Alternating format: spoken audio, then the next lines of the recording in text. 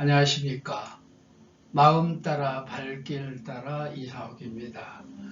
오늘은 신의 도시 그리스 아덴과 고린도 지역을 여러분과 함께 답사하도록 하겠습니다.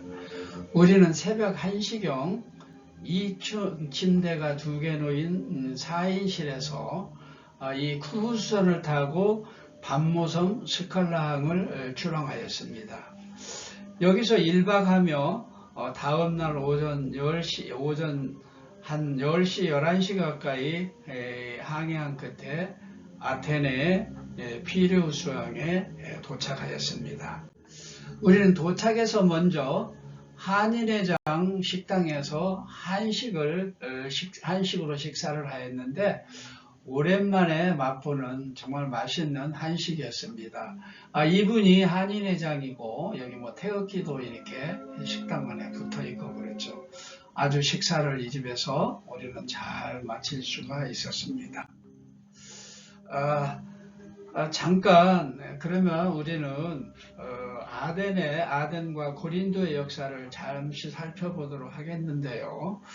우선 지도를 보면서 우리는 쿠사다시 여기를 출발을 해서 우리가 밤모섬을 갔었죠. 밤모섬 스칼라항을 우리는 출항했는데 여기 아테네 피레우스항으로 입항을 해서 한인 식당에서 식사를 하고 이 아테네 지역과 고린도 지역을 답사를 하게 되는데 그리스 전체에 그리고 여기까지 그리스 전체에 대한 그 역사적인 것을 잠시 살펴보고 그리고 성경 답사를 하도록 하겠습니다. 아테네는 BC 900년경 그리스에서 가장 강성한 그런 도시국가로 부상했습니다. 아테네가 스파르타와 테베 등 다른 곳보다 발전한 데에는 지리적인 요인도 있었습니다. 아테네는 그리스의 중심 지역에 자리 잡았고 피레우스 항구를 통해 해상 무역으로 부를 축적할 수 있었습니다. 또한 아크로폴리스 언덕은 도시의 방어력을 더욱 강화시켜 주었습니다. 아테네는 페르시아의 지배에 맞서 소아시아 지역 이쪽입니다. 소아시아 지역 이오니아 도시의 반란을 도왔고 이로 인해서 그 아테네와 페르시아의 충돌이 시작이 되었습니다. 페르시아는 3차례에 걸쳐 아테네와 전쟁을 벌였는데 번번이 패배하였습니다. 아테네는 2차 침공을 이 마라톤 평원, 여기 마라톤 전투라고 되어 있죠. 마라톤 평원에서 물리쳤고 3차 전쟁 때에는 이 살라미스 해전이 되어 있죠. 살라미스 해협에서 페르시아 함대를 격퇴하였습니다.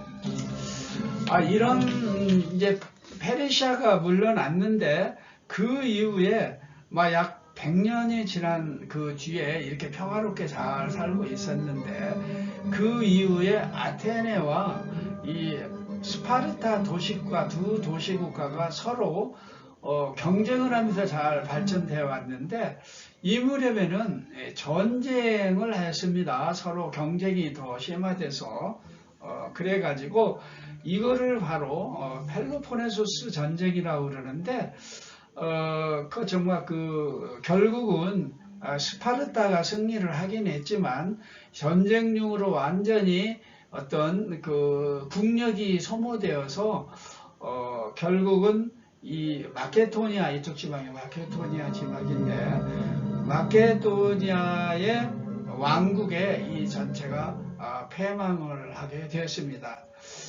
그리스 이쪽 도시국가를 점령한 필리포스 2세의 아들 알렉산드로스 대왕은 유럽 그리고 아시아 아프리카에 이르는 대제국을 건설하였습니다.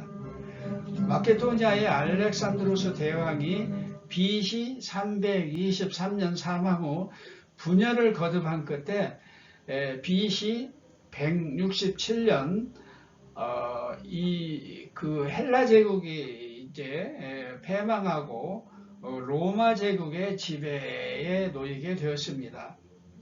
제4차 십자군 원정 이후에는 아테네 공국이 세워졌는데 아테네 공국은 1458년에 오스만 제국에게 정복되면서 긴 침체기에 들어갔습니다. 그 다음에 베니스 공국이 오스만 제국을 전쟁으로 몰아내고 독립전쟁 이후에는 그리스 왕국이 건설되면서 아테네는 1834년에 그리스의 수도로 지정이 되었습니다. 그리스 아테네는 헬라 문화의 중심지이고 직접 민주주의의 발상지이며 신화의 도시, 예술과 건축 등의 많은 유산을 남겼습니다. 특히 플라톤과 아리스토텔레스의 철학 사상은 초대교회 교부들에 의한 기독교 교리를 형성해 나가는 데 지대한 영향을 미쳤습니다. 이 시기에 페르시아의 전적으로 파괴된 아테네를 재건하여 파르테논 신전을 비롯한 장대하고 아름다운 건축물이 세워지고 또한 이 곳곳에 조각으로 화려하게 장식을 하였습니다. 그리스 신화에 따르면 지혜의 여신 아테네와 바다의 신 포세이돈이 이 도시에 수호신 자리를 놓고 경합을 벌여 아테나 여신이죠. 아테나 여신은 사람들에게 올리브나무를 제공하여 최초로 올리브나무를 재배하도록 하였고, 포세이돈은 소금물과 말을 선사했으나 올리브를 제공한 아테네가 승리하여 도시의 명칭이 아테네가 되었다고 합니다. 그 다음에 고린도입니다. 고린도는 아덴 서쪽, 고린도는 이쪽, 아테네 서쪽이죠. 고린도. 아테네 서쪽 64km 지점, 펠로폰네소스 반도에 위치한 아가야주의 수도이며 지중해 연안 국가들의 해상교통과 무역 중심 지역이었고, 동시에 안전한 항해를 기원하는 각 나라와 민족의 우상들이 총집결한 우상과 향락의 도시였습니다. 이 고린도는 고린도 이쪽에서 나오는 고린도 그 운하가 있죠. 이쪽으로 살라미스 해로 빠지는 이가 아주 많은 무역의 길이 됐었죠. 배들이 다니면서 많이 번창했던 그런 사람들도 많았고 그런 도시였습니다. 다음은 이제 한번 지도를 하나하나 살펴보면서 설명을 하도록 하겠습니다. 여기는 지금 아크로폴리스로 올라가는 길입니다. 이걸 타고 올라가면은 여기 이제 건물들이 좀 보이고 그러는데 지금 공사를 하고 있습니다. 보건공사를 하고 있는데 멀리서 본 그 파르테논 신전 아크로폴리스는 이렇습니다. 이 아크로폴리스는 해발 150m, 그렇게 높지는 않은데 바위산 이렇게 절벽으로 되어 있어서 고대 아테네에서는 천연의 요새가 되었던 것이죠.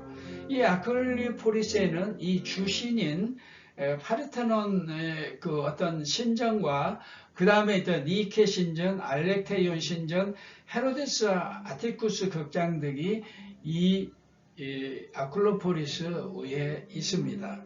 그러면 파르테논 신전에 대해서 잠시 말씀드리고 넘어가도록 하겠습니다. 아크로폴리스의 대표적인 건축물 이 파르테논 신전은 아테나 여신을 위한 신전으로 BC 447년에서 BC 438년 페리클레스에 의해 조각가 피아디아스가 감독하고 건축가 악티노스와 칼리크라테스가 완성한 이런 건축물인데요. 폭이 30.8m, 길이가 69.5m, 높이가 10.4m이고요. 46개의 도리아식 돌기둥들이 쭉 서 있습니다. 이 돌기둥은 그냥 서 있는 게 아니라 안쪽으로 약간 이렇게 굽어져 있는 그런 형태로 되어 있는데, 이 돌기둥이 위로 쭉 올라가면 한 점에 모이게 되는데요. 그 지점이 어느 정도 되냐면 900안 30여 메타 상공에서 하나의 점으로 모아지는 형태로 숙여져 있다고 합니다. 현재 이 파르테논 신전은 유네스코 고적 1호로 등재되어 있습니다. 세계적 건물로 유네스코 문화유산에 등재가 되어 있는데 얼마나 유명하냐면은 현재 유네스코의 문장이 있죠. 문장의 이 모습이 바로 유네스코 문장으로 사용되고 있을 정도입니다. 또 파르테논 신전은 비잔틴 제국 시절에는 이게 다 그렇습니다. 유럽 쪽에 가면은 소아시아에 있는 7교회도 그렇고요. 이런 큰 건물들이 대부분 침략된 그 어떤 나라의 종교의 어떤 종교로 시설로 사용되었었습니다.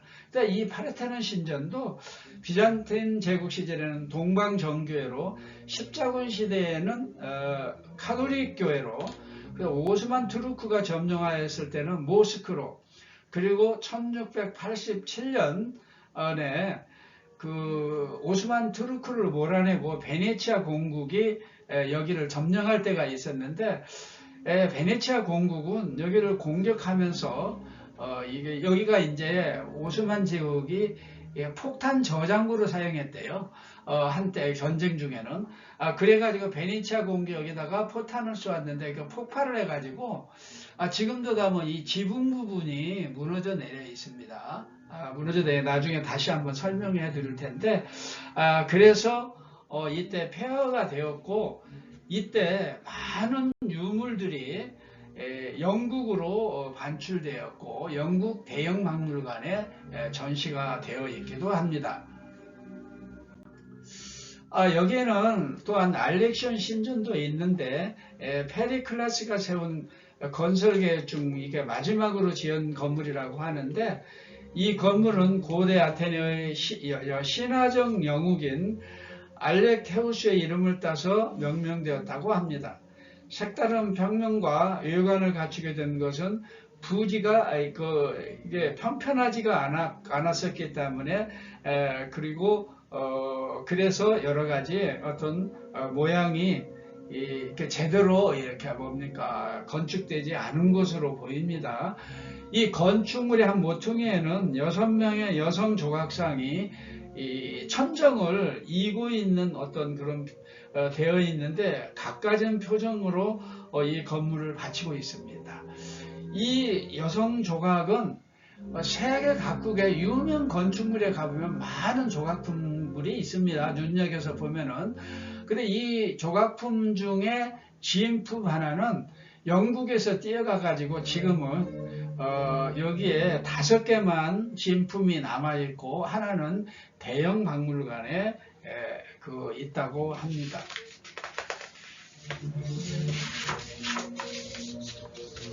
그 다음에 말씀드리자면은, 여기는 제우스, 그러니까 아테네 시내의 일부분에 많이 있습니다. 제우스 신전이고요.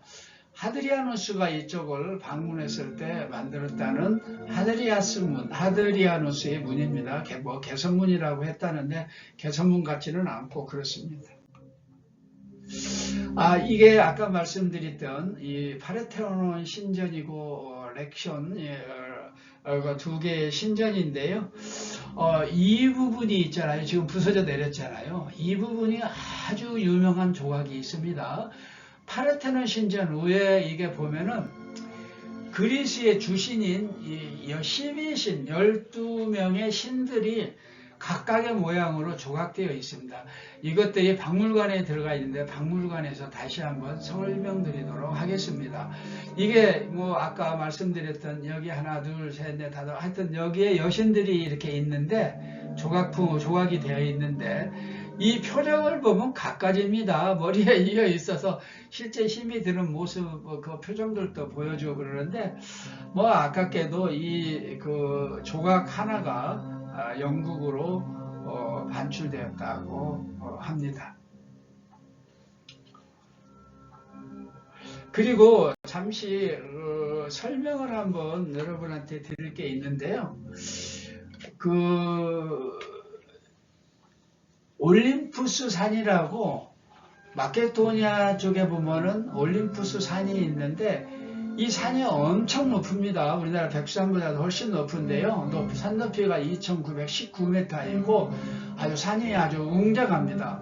이 산에 어떤 그 계곡 어느 부분을 가보면은 그 신의 마당 이런 부분이 있는데요. 유명한 그리스의 신들이 이 신들의 장이고 신들의 뭐 고향이라고 얘기할 수 있는 이 올림푸스 산이 있는데요. 여기에 주신으로 모시는 12신이 있는데 잠시 한번 설명을 한번 드리도록 하겠습니다. 이 신들은 반신, 반인 이렇게 있습니다. 실제적으로 이런 신들이 신이라기보다는 그때 당시에 유명했던 사람들을 신격화시킨 12명이 아니었겠느냐 이렇게 생각이 되고 있는데, 그래서 이 사람들의 한번 역할과 그 신들의 계보를 잠깐 한번 살펴보도록 하겠습니다. 그리스 신화에 그 여러 가지 신들이 나오는데 호메로스하고 헤시오도스 그리고 플라톤 등과 같은 역사가가 문학, 철학자들이 서술을 통하여 발전시키며 신들을 추가 또는 제어하기도 하였습니다. 이러한 수많은 신들은 인간의 형태로 조각되어 이런 신들은 후일 유럽 전 지역으로 전파되어서 이런 신들이 큰 유럽 도시에 가면은 있습니다. 제우스 신도 있고 여러 가지 신들이 있는데 이 신들의 계보를 잠깐 살펴보도록 하겠습니다. 부모 세대라고 그러는데 부모 세대에 4명의 신이 있는데 여기 제우스 신은 신들의 왕입니다. 하늘의 신이라고 얘기를 하고 있죠. 이 제우스 신은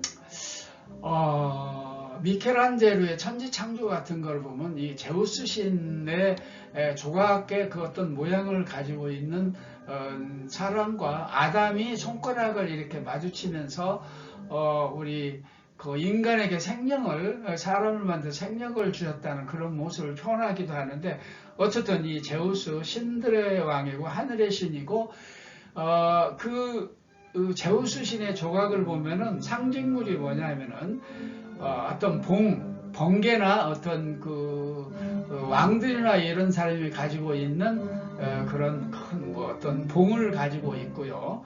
그 다음에 독수리가 발밑이나 이런 독수리 문양이 같이 나옵니다. 그리고 헤라라는 어떤 신이 있는데 헤라는 결혼의 신이고 제우스의 누나입니다. 그런데 그 제우스가 그 본처가 있었는데 바람을 많이 피우고 그러는 사람이었습니다. 근데 자기 누이인 헤라를 아주 좋아해서 나중에 결혼을 하게 되는데 제우스가 바람 안 피우기로 약속을 하고 이렇게 결혼을 했다고 하는데, 그래서 결혼의 신이고 나중에 누나였지만 제우스의 아내가 됐습니다. 근데 헤라는 조각품에 나올 적에 성류와 양귀비 씨앗이 이렇게 상징으로 나옵니다. 그 다음에 포세이돈입니다. 포세이돈은 바다의 신이고 제우스의 형인데 제우스보다는 낮은 위치에 있죠. 그리고 제우스는 상징물이 삼지창입니다. 삼지창. 어느 조각품이나 보면은 대체적으로 삼지창을 들고 나오는데 포세이돈은 이런 일화가 있습니다. 아테네, 전쟁의 신, 지혜의 신 아테네와 아테네의 이름을 갖기 위해서 서로 다툼이 있었죠. 근데 결국은 올리브 나무를 주는 아테네가 승리를 하고 포세이돈은 나중에 지게 되는 거죠. 그 다음에 하데스라고 있는데 이 하데스는 다른 신과 이렇게 바뀌기도 합니다. 데메테르라고 그러는데 이 어떤 그 아까 얘기했던 호메로스나 헤오도시오, 플라톤 등과 같은 사람들이 쓸 적에 4명의 주신 가운데서 어떤 사람은 하데스를 쓰고 하나는 데메테르를 쓰기도 하고 그러는데 어쨌든 하데스 이렇게 해서 이 하데스 신은 죽음과 저승의 신, 땅의 신, 지하의 신이라고도 얘기합니다. 다음은 자녀의 신입니다. 자녀 세대의 신은 8명의 신이 있는데 아폴론이 처음에 나옵니다. 아폴론은 태양과 빛의 신이고 악기, 그 리타를 들고 나옵니다. 상징물이 리타입니다. 악기 리타. 아르테미스는 수렵과 달의 신입니다. 아폴론의 쌍둥이 어떤 누나입니다. 아테나는 지혜의 신이고 아까 말씀드렸던 전쟁과 학문의 신인데 파르테논의 주인이죠. 파르테논 신전. 아테네에서 가장 큰 신전인 파르테논의 주인이 되고요. 그 다음에 이 장식물은 창과 방패를 들고 나타납니다. 창과 방패를 들고 나타나면 이 사람은 아테네 신이구나 이렇게 알면 되는데 특이하게 이 아테나 신은 어떤 남녀가 결혼해서 출생하는 게 아니라 제우스의 머리 안에서 출생한 걸로 특이하게 나옵니다. 그 다음에 헤파이토스가 있는데요. 헤파이토스는 불과 기술의 신입니다. 불과 기술의 신인데 이 아프로디테의 부인이 아프로디테가 부인이 되는데요. 이 헤파이토스는 꼭 망치를 들고 뭐를 만드는 모양이 나옵니다. 이 사람이 창과 방패도 만들고 이런 만드는 데 특이한 기술이 있다. 그렇습니다. 이 헤파이토스도 홀로 출생하게 되는데 헤라, 그러니까 제우스의 부인이죠. 헤라한테 출생을 하게 되는데 여기도 제우스와 결혼하지 않고 출생한 그 아들입니다. 그 다음에 아프로디테인데 우리가 잘 아는 아프로디테입니다. 아프로디테는 미와 사랑의 신입니다. 우리가 흔히 비너스 상으로 알고 있는데 아프로디테는 미와 사랑의 신, 그리고 아들은 에로스입니다. 이 아프로디테도 특이하게 출생을 했는데 제우스 아버지가 크로노스입니다. 제우스의 아버지가 있어요. 제우스 아버지가 크로노스인데 크로노스가 제가 신화를 너무 그래서 자세히 말씀드리지는 않겠는데 크로노스가 다른 사람한테 공격을 받아서 피를 흘리는데 그 피가 물에 떨어집니다. 그래서 떠다니다가 출생한 게 바로 아프로디테, 비너스가 된다고 하였는데 결혼하지 않고 출생된 이게 세 번째 신입니다. 아레스는 전쟁과 파괴의 신인데 아프로디테의 정부입니다. 아프로디테는 자기의 본남편이 헤파이토스인데도 불구하고 아레스와 정부 관계를 맺습니다. 그 다음에 헤르메스는 여행자, 상업, 도둑 주간의 신인데요. 신의 뜻을 전달하는 신 헤르메스입니다. 아레스는 전쟁과 파괴의 신입니다. 아까 말씀드렸는데 디오니소스는 술과 풍요의 신입니다. 술과 풍요의 신 디오니소스, 포도나무와 술을 상징을 하고 있습니다. 이 외에도 여러 가지 신들이 있는데요. 여러분이 잘 아시는 헤라클레스 같은 사람이 있는데 이 사람들은 후에 신화로 정착이 됐습니다. 정착이 되어 있는데 여기에 12신에는 들지 않고 있습니다. 그 다음에 여기가 뭐냐면은 아까 얘기했던 그 파르테논 신전에 올라가다 이 헤로데스 아티쿠스 극장이 있는데요. 이 헤로데스 아티쿠스 극장은 지금도 사용하고 있습니다. AD 161년에 어떤 그 로마인 헤로데스 아티쿠스가 오데온이라고 하는 거대한 그 반원형 극장을 건설했는데 현재도 공연장으로 사용하고 있고 우리나라의 조수미 그리고 정명훈도 여기서 연주를 했다고 합니다. 그 다음에는 근대 올림픽 경기장입니다. 이렇게 여기는 터져 있죠.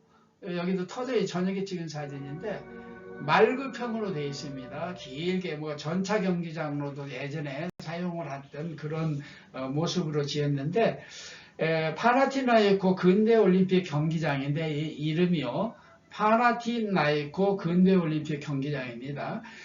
역사 속에 묻혀있던 올림픽을 1896년 프랑스의 쿠베르탕 남작의에서 되살려졌는데요. 세계에서 유일하게 대리석으로 건설된 경기장의 특징은 고대 경기장과 같이 말발굽 모형으로 되어 있습니다. 5만 명을 수용할 수 있는 경기장은 각종 육상 경기와 행사 등에 사용되고 있습니다.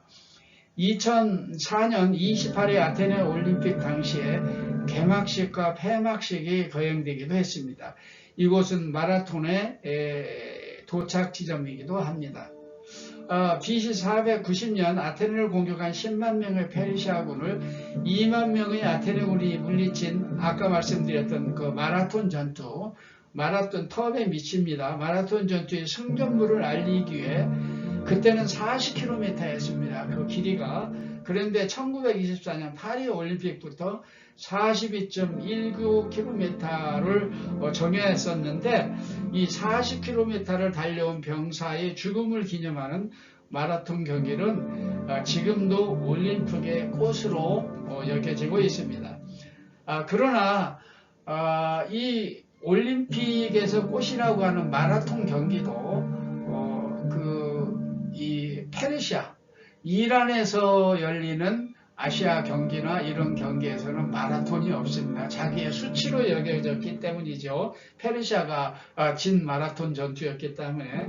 아테네는 1896년 제1회 근대 올림픽 개최지가 되었고 그 후 2004년에 또 올림픽이 개최가 됐던 일이 있습니다.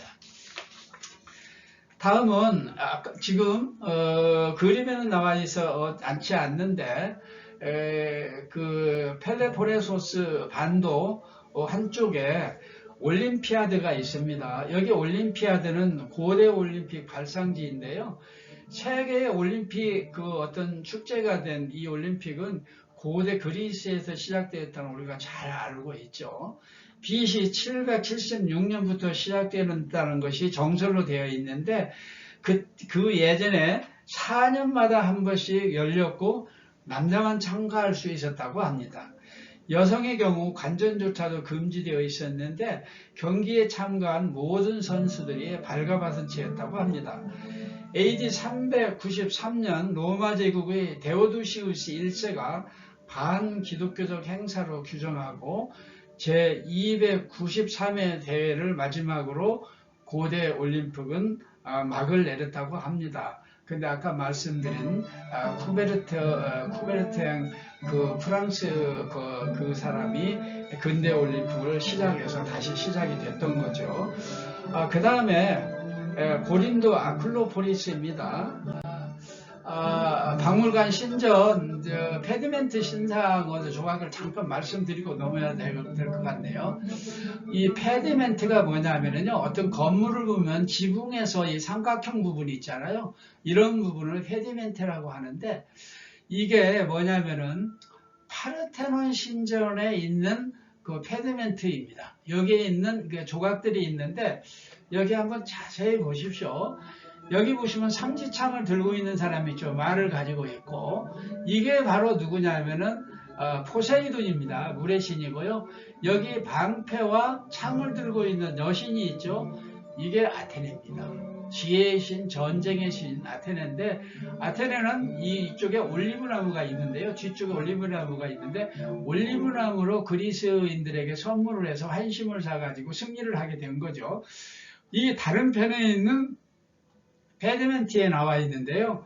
여기 여러 사람들이 있는데 여기에 다 12신이 있잖아요. 아까 말씀드린 12신들이 조각이 되어 있는데 이게 잘 너무 이렇게 조그맣게 나와서 알 수는 없는데 우선 알 수 있는 게 이렇게 보입니다. 이분이 제우스 신으로 보여요. 가운데 높이 앉아 있죠. 제우스 신이고 여기는 이 아테나 여신 방패를 들고 있죠. 그리고 창을 들고 있습니다. 여기 쳐다보고 있는데 여기는 이 낮게 앉아 있죠. 패배했죠. 여기 뭐 삼지창을 들고 있고 이게 포세이돈. 여기는 악기 리타를 들고 있는데 여기 이 신이 뭡니까? 하여튼 그리고 여기도 이렇게 뭐 다 이렇게 뭐 들고 있는데 조그맣게 나오고 그래서 잘 식별이 잘 안 됩니다. 하여튼 이 고대에 지금 뭐 미국에서 가도 그렇고 유럽 쪽에 가면 이런 조각품이 많이 있거든요. 실제로 박물관에 가보면요 정말 조각들이 많이 있습니다. 신상 조각들이. 나 조각품에 보면은 이런 조각품은요 제가 아테네의 그 밑에 있는 그 박물관에서 찍은 사진들입니다. 뭐 스핑크스 또는 뭐 희한한 동물들이 이거 보십시오. 손가락 같은 데 있는데 발은 또 뭐 사자 발처럼 이렇게 돼 있기도 하고 이거 침 누르고 있죠. 여기서도 이거 말발굽을 돼 있는 어디서 뭐 손이 이렇게 나와 있기도 하고 그렇습니다. 그 다음에 아까 말씀드렸던 조각품인데요. 그 어떤 렉션 신전의 여신이 일부인데요. 여기 여신이 일부인데 이런 신들이 거기 천정을 바치고 있는데 하나를 영국에서 뜯어갔다고 합니다. 유명한 조각입니다. 뭐 세계 어디에 가나 이런 조각품들이 뭐 건물의 부조로 되어 있고 또 조각품으로 되어 있는 것을 볼 수가 있습니다. 자, 여기는 뭐 그리스 아테네 여기가 전에 말씀드렸던 아레오바고 바울이 여기서 그 논쟁을 했던 곳이고요. 여기는 그리스 국회의사당입니다. 국회의사당이고 여기가 이제 여기 사람들이 많이 서 있죠. 여기가 뭐냐면은 산타그마 광장에 있는 무명용사 비가 여기 있습니다. 무명용사비. 그리고 여기는 근위병들이 교대를 할 때 우리가 뭐 관광객들이 구경도 했던 그런 장소입니다. 자, 이제 고린도로 넘어가는데, 이제 고린도는 아까 말씀드렸던 전에도 보였던 고린도가 운하고요. 살라미스 해로 빠져나가는 아드리아엔 그쪽에서 살라미스 쪽으로 빠져나가는 지름길이 되는 거죠. 여기가 아클로포리스입니다. 고린도의 아클로포리스인데요. 아주 유명합니다. 여기는 아크로폴리스의 우뚝 솟은 이곳에 아프로디테가 뭡니까? 사랑의 여신이라고 아까 그랬죠. 비너스 신이죠. 비너스 여신상이 이쪽에 이 신전이 있는데, 이 신전 이거 보이죠? 조그맣게 보이는데, 아프로디테의 신전이 여기 있고요. 고린도 시가를 한눈에도 보이는 해발 약 575m 높이의 안반 위에 우뚝 솟아 있는데, 이 신전에 당시에는 약 한 1000여 명의 여사제들이 있었는데 이들은 제사의식으로 온갖 음란한 행위를 자행했다고 합니다. 그래서 음행과 우상숭배가 일상처럼 만연하다 보니까 고린도 교인 중에도 아버지의 첩과 동침한 자들이 있다고 그런 걸로 인해서 교회가 큰 문제가 되기도 했습니다. 또 이단이 들어오기도 하였습니다. 그래서 바울 사도가 사실은 고린도 전서 후서를 작성을 했는데 고린도 전서 후서는 어떤 이런 고린도 교회의 이런 어떤 음행과 그런 우상 숭배로 인해서 이단이 판을 치고 이런 못된 어떤 행실을 규탄하고 서로 반목질시를 했다는 소식을 듣고 긴급히 편지를 쓴 그런 내용입니다. 여기에 보면은 이단들은 주로 이런 4개의 파벌이 있었는데요. 바울파, 아볼로파, 게바파, 그리스도파 이런 4개의 파들이 여기서 성행을 했습니다. 여기에 유적들은 여기 이제 제우스 신전터의 돌 기둥만 좀 있고요. 아폴로 신전이었는데 아까 제가 말씀드린 악기 리타를 들고 있다는 그 신이 아폴로 신입니다. 아폴로 신. 제가 깜빡 실행하다 보니까 생각이 나지 않았습니다. 다음에는 여기가 바울이 이쪽에서 재판을 받았다는 비마토고 여기에 박물관에 있었는데요. 여기에 고린도 어떤 교회 표지석이 그때 있었습니다. 그런데 여기뿐만 아니고 소아시아 지역의 교회 표지석이나 문양이 거의 똑같은 모양으로 이렇게 되어 있었습니다. 여기에 고린도의 박물관이 있는데요. 박물관이 상당히 거대했습니다. 잠시 설명을 드리겠습니다. 여기는 스핑크스입니다. 그 이집트에 있는 스핑크스보다 규모도 조그마한 조각품인데, 하여튼 이거 걸작품입니다. 그리고 율리우스 시저의 어떤 조각인데요. 잘 보세요. 이게 팔이 없죠? 이 모가지도 이게 들어올리면 여기 빕니다. 한번 잘 보시고요. 그 다음에 이거는 율리우스 시저입니다. 율리우스 시저인데 이게 머리만 나와 있죠. 머리만 나와 있는데 몸통은 다른 데 어디에 있을 텐데 분실되어 있지 않았나 이렇게 생각이 듭니다. 이건 네로의 조각입니다. 네로가 여기 방문했을 때 그때를 기념해서 아테네의 조각가들이 이렇게 네로의 머리 두상을 조각을 한 걸로 이렇게 나와 있습니다. 여기 옥타비아누스인데요. 이렇게 코가 이렇게 문드러지고 이래 돼 있죠.